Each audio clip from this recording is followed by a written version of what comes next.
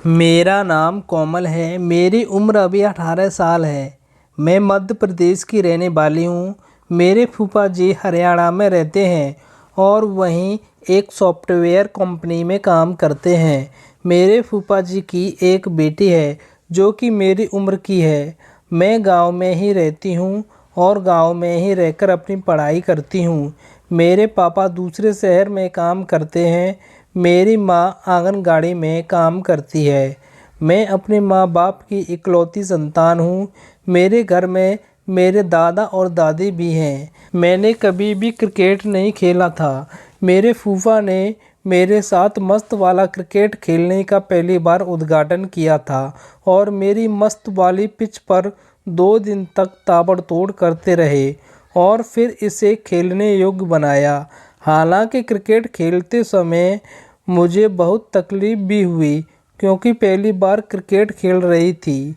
दोस्तों, कैसे मेरे फूफा ने मेरी मस्त वाली पिच का उद्घाटन किया, जिसे सुनकर आपको बड़ा ही मज़ा आने वाला है।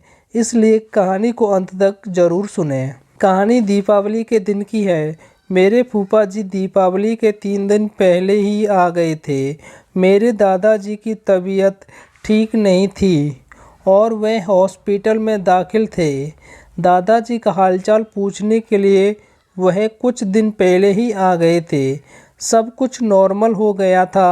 हॉस्पिटल में दादाजी के पास सिर्फ मेरी दादी जी थीं और मम्मी पापा दोनों ही घर आ गए थे क्योंकि दीपावली के 1 दिन पहले घर में पूजा पाठ सही तरीके से हो जाए। पर दीपावली के 1 दिन पहले ही शाम को फ़ोन आया कि दादाजी की तबीयत ज़्यादा ख़राब हो गई है, तो मेरे मम्मी पापा दोनों ही हॉस्पिटल चले गए। मैं घर में अकेली थी तो पापा मम्मी ने फूफा जी से कहा कि आप रुक जाइए 2 दिन के लिए क्योंकि घर में लड़की अकेली है और माहौल भी ख़राब है। एक जवान लड़की को घर में अकेले छोड़ना अच्छी बात नहीं है। पर मेरे मम्मी पापा शायद उन दोनों को क्या पता कि जिसको मेरी रक्षा के लिए घर पर रख रखे हैं वही मेरे साथ क्रिकेट खेलेगा और 2 दिन तक मुझे अपनी बाहों में सुलाएगा। शाम को घर में मैं और मेरे फूफा जी ही थे। हम दोनों के सिवा कोई और भी घर पर नहीं था। शाम को उन्होंने ही खाना बनाया और हम दोनों ने एक साथ बैठकर खाना खाया। पर मैं नहीं जानती कि फूफा के मन में क्या चल रहा था। फूफा जी बड़े ही अच्छे इंसान हैं और वह लोगों की मदद करना चाहते हैं। अभी तक उन्होंने काफ़ी लोगों की मदद भी की है। मैं और फूफा आपस में बैठकर बातें कर रहे थे तो मैं उनको पूछने लगी कि इंजीनियर बनने के लिए क्या क्या करना होता है, तो वह समझाने लगे कि पहले इंटर एग्ज़ाम दो, फिर पास करो और फिर अच्छे कॉलेज में तुम्हारा एडमिशन हो जाएगा।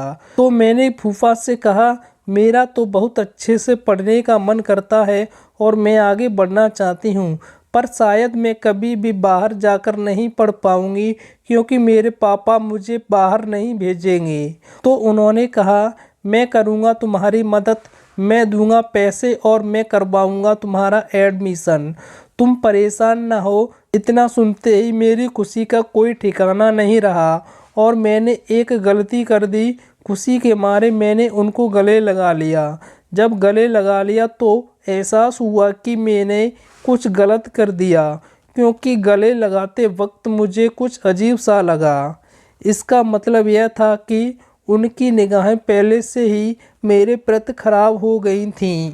तो मैं अपने कपड़े ठीक करने लगी क्योंकि मेरे दोनों गहने मेरे कपड़ों के ऊपर से आधे आधे दिखाई दे रहे थे।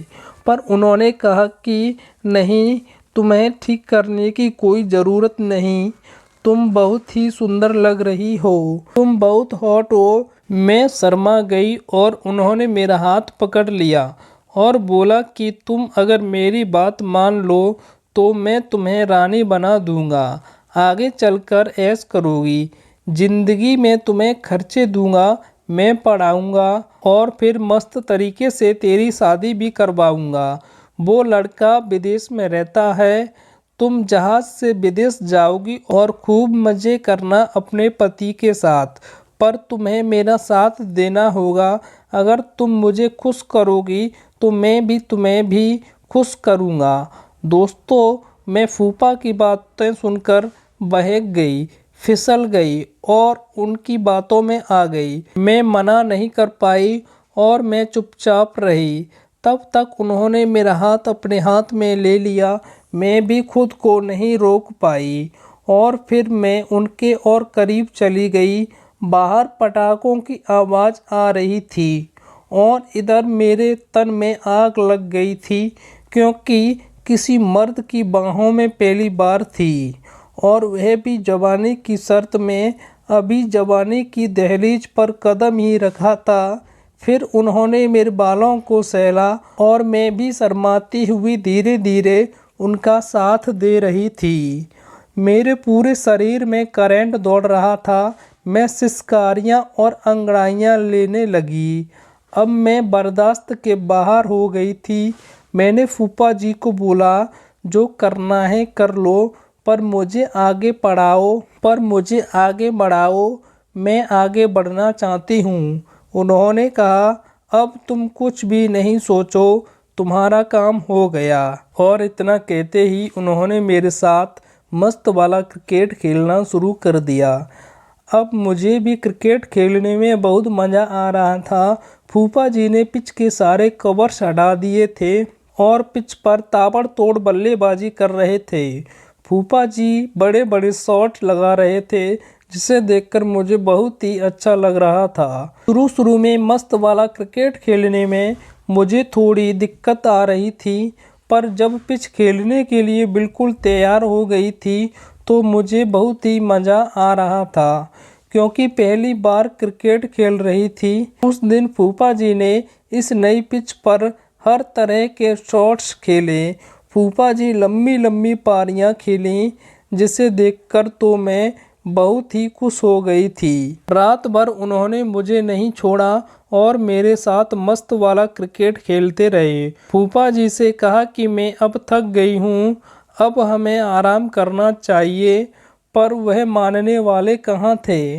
उन्होंने मेरी एक भी बात नहीं मानी और कहने लगी कि आज हम पूरी रात क्रिकेट खेलेंगे। जब मैं घर चला जाऊंगा तो फिर तुम आराम करती रहना। दोस्तों, पहली बार क्रिकेट खेलने का आनंद ही अलग होता है। 2 दिन तक उन्होंने मेरे साथ खूब मस्त वाला क्रिकेट खेला और बड़े बड़े लंबे और चौके लगाए। पर हाँ, मुझे बहुत अच्छा लगा और अब मैं जल्द ही उनके पास जाने वाली हूँ। कल ही मेरे मम्मी पापा कह दिए हैं कि तुम चाहती हो कि आगे की पढ़ाई करना है और फूफा जी मदद करने वाले हैं, तो अच्छी बात है। मैं सब बातों को समझ रही थी।